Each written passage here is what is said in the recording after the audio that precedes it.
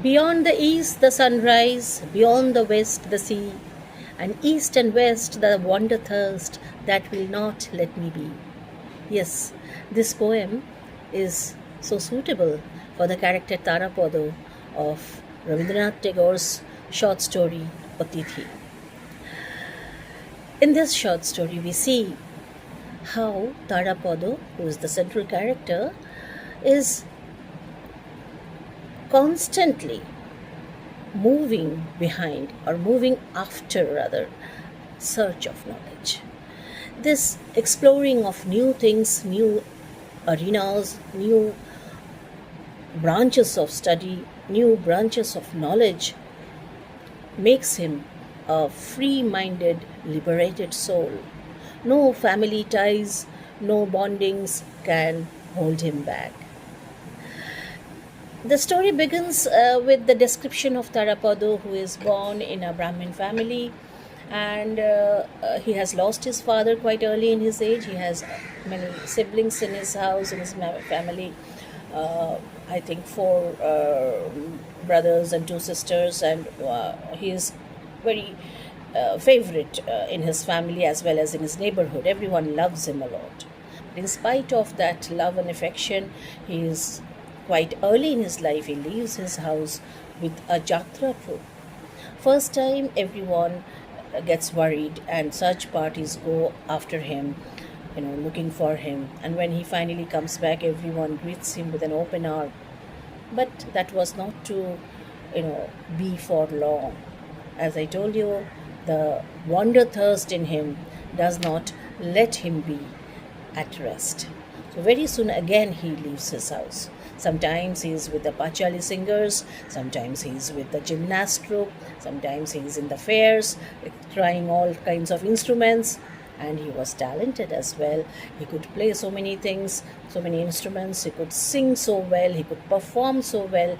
He knew the scriptures by heart. So anything spontaneous, any impromptu performance was not at all mammoth task for him. He rather did it efficiently, and anyone who saw it got enchanted and encharmed by his rendition.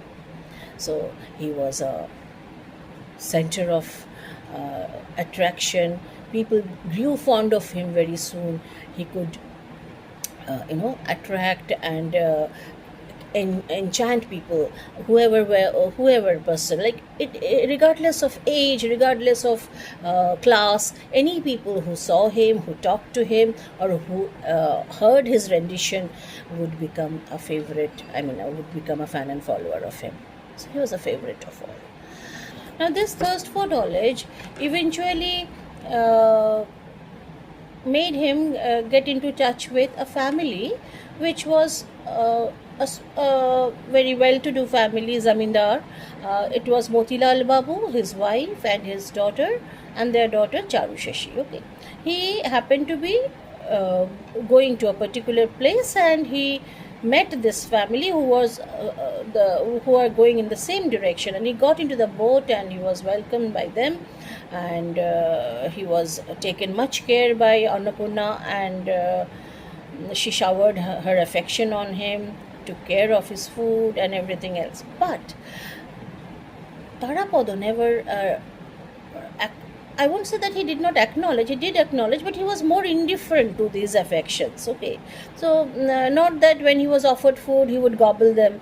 Okay, he was very content with very little things, little amount of food and all. He would rather finish it off, keep it simple, finish it off, and then go into and maybe talk with the boatmen and sing with them.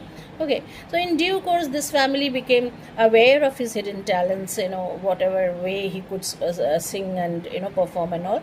And somehow or the other, they felt very attached to this boy within a few days. During the boat journey only, somehow or the other, Tarapada also was drawn in by this family, which is quite unlikely, but he agreed to go with the family and stay with them.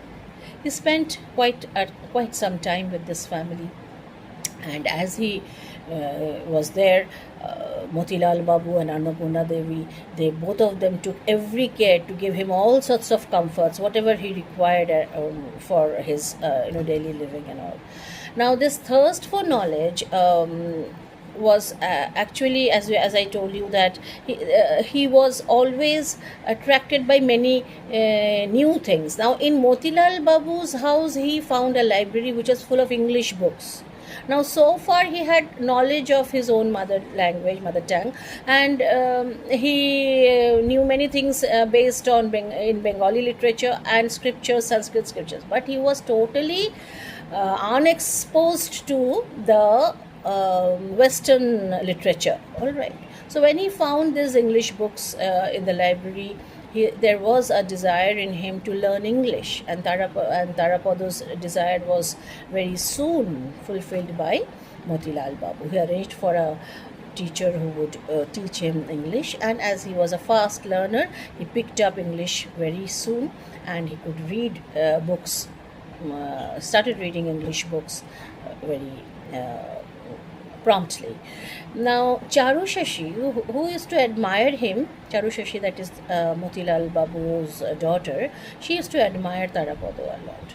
But she was also envious of him because she could feel that her share of affection was now being shared with, her portion of affection was being shared with Tarapada.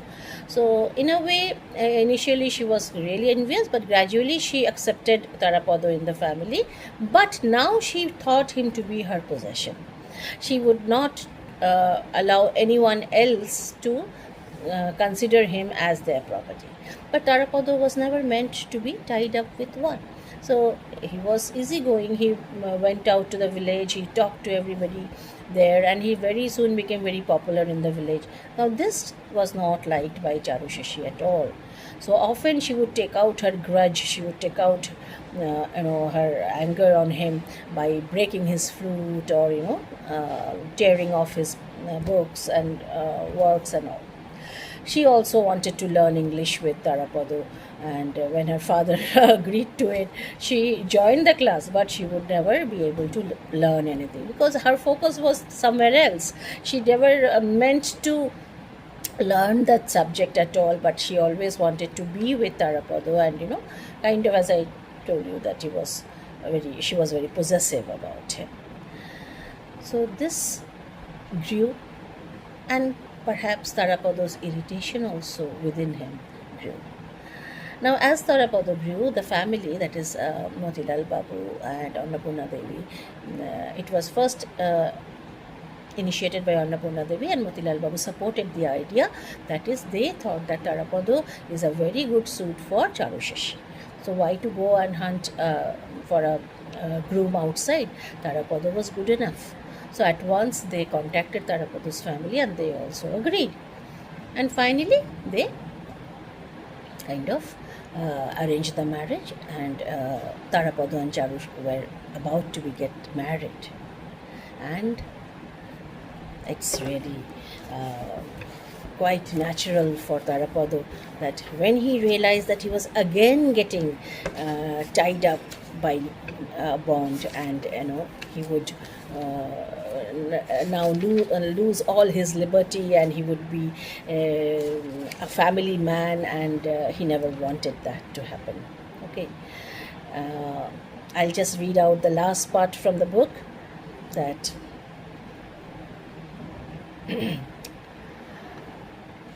the following morning, Tarapada's mother and brothers arrived at Kathalia, that is on the wedding day. The same morning, 3 large boats from Calcutta, laden with things for the wedding, moored at the Zamindar's cart, and very early that same morning, Shonamani brought some mango juice preserved in paper and some pickle wrapped in a leaf, and timidly stood outside Tarapada's room. But Tarapada was not to be seen. In a cloudy monsoon night, before love and emotional ties could encircle him completely, this Brahmin boy, thief of all hearts in the village, had returned to the unconstraining, unemotional arms of his Mother Earth. So, the story ends there. The free bird is once again free. He reminds me of the character Ulysses, about whom Tennyson has written a wonderful poem. I'm sure some of you have read that poem. There also, his life, Ulysses' life, is always full of errands and wars and journeys and voyages. So when he comes home and tries to be at rest in his, in his old age, even then he cannot rest in peace. Once again, he sets forth with his mariners to the voyage. So there is a similarity between Tarapada and the poetic character Ulysses rendered by Tennyson. So what charms us about Tarapada is his free thinking. Of course, he was irresponsible. He did a work of irresponsibility when social concerns are taken into account. He shouldn't have left the family in such a, wandering way, and in such a sudden kind of unexpected misfortune for them, because in those days society was not so liberal minded, and what would happen to Charu Shashi then, because on the day of the wedding the groom is missing. So this is the social concern. This is what Tarapada did bad. But apart from this, actually perhaps the family was wrong in trying to capture a free mind like Tarapada. They should have understood the boy who could break off all family ties, his mother's love, his family's love at such an early life. They shouldn't have trusted him with the family life, or kind of burdening him with a family life without even asking his consent. So in that way, that was the only choice, only option left to Tarapada, to leave again without notice. That was his basic nature right from childhood. I hope you enjoyed the session of Tarapada. Please read the story once again. You will be able to relate the discussion that we had today. Okay? Thank you.